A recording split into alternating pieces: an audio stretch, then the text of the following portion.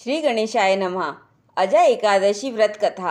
महाभारत काल में एक समय में कुंती पुत्र धर्मराज युधिष्ठिर ने श्री कृष्ण से कहा कि हे भगवान, भाद्रपद कृष्ण एकादशी का क्या नाम है, व्रत करने की विधि तथा इसका महात्म्य कृपा करके कहिए। मधुसूदन कहने लगे कि इस एकादशी का नाम अजा है। यह सब प्रकार के समस्त पापों का नाश करने वाली है। इस एकादशी के दिन भगवान श्री विष्णु जी की पूजा का विधान होता है। जो मनुष्य इस दिन भगवान ऋषिकेश की पूजा करता है उसको वैकुंठ की प्राप्ति अवश्य होती है। अब आप इसकी कथा सुनिए। सतयुग में सत्यवादी हरिश्चंद्र नामक एक चक्रवर्ती राजा राज्य करता था। उसने ऋषि विश्वामित्र को दक्षिणा चुकाने के लिए अपना सारा राज्य व धन त्याग दिया, साथ ही अपनी पत्नी, पुत्र तथा स्वयं को बेच दिया। वह राजा चंडाल का दास बनकर सत्य को धारण करता हुआ मृतकों का वस्त्र ग्रहण करता रहा, मगर किसी प्रकार से वह सत्य से विचलित नहीं हुआ। कई बार राजा चिंता के समुद्र में डूबकर अपने मन में विचार करता था कि मैं कहाँ जाऊँ, क्या करूँ जिससे मेरा उद्धार हो। इस प्रकार राजा को कई वर्ष बीत गए। एक दिन राजा इसी चिंता में बैठा हुआ था कि गौतम ऋषि आ गए। राजा ने उन्हें देखकर प्रणाम किया और अपनी सारी दुख भरी कहानी कह सुनाई।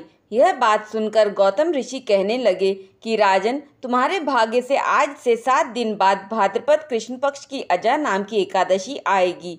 तुम विधि पूर्वक उसका व्रत करो। गौतम ऋषि ने कहा कि इस व्रत के पुण्य प्रभाव से तुम्हारे समस्त पाप नष्ट हो जाएंगे। इस प्रकार राजा से कहकर गौतम ऋषि उसी समय अंतर्ध्यान हो गए। राजा ने उनके कहे अनुसार एकादशी आने पर विधि पूर्वक व्रत व जागरण किया। इस बीच राजा हरिश्चंद्र का पुत्र रोहित सांप के डसने से मृत्यु को प्राप्त हुआ।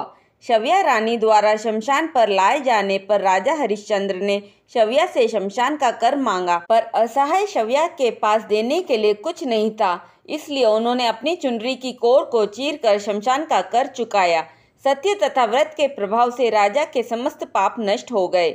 भगवान श्री हरि विष्णु ने साक्षात प्रकट होकर राजा हरिश्चंद्र के सत्य की बहुत प्रशंसा की और स्वर्ग से बाजे बजने लगे और पुष्पों की वर्षा होने लगी। भगवान की कृपा से राजा का पुत्र जीवित हो गया और अपनी स्त्री को वस्त्र तथा आभूषणों से युक्त देखा और एकादशी के व्रत के प्रभाव से राजा को पुनः राज्य भी मिल गया। फिर वह तीनों चिरकाल तक राजसी सुख भोग कर अंत में स्वर्ग को प्राप्त हुए। हे धर्मराज, यह सब अजा एकादशी के व्रत के प्रभाव से ही हुआ है। अतः जो मनुष्य पूरे मन के साथ विधि पूर्वक इस व्रत को करते हुए रात्रि जागरण करते हैं, उनके समस्त पाप नष्ट हो जाते हैं। वे सुख समृद्धि से अपना जीवन व्यतीत कर अंत में स्वर्गलोक को प्राप्त होते हैं। इस एकादशी की कथा को सुनने मात्र से ही अश्वमेध यज्ञ का फल प्राप्त होता है। एक बार प्रेम से बोलिए राधे राधे। ओम नमो भगवते वासुदेवाय नमः।